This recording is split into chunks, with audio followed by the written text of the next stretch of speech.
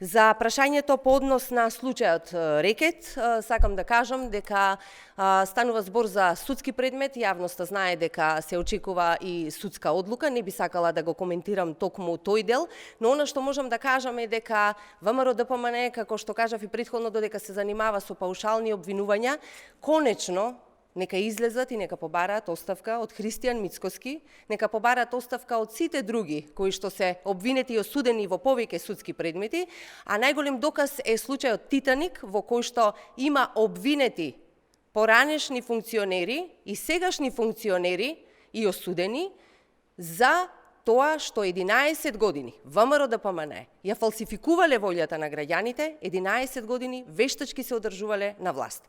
Христијан Мицкоски во тоа време беше советник на Никола Груевски и генерален секретар на ВМРО-ДПМНЕ. Тоа е она што треба да го одговори ВМРО-ДПМНЕ и со што треба да се занимава. Дали имаме други прашања? Во ред, благодарам.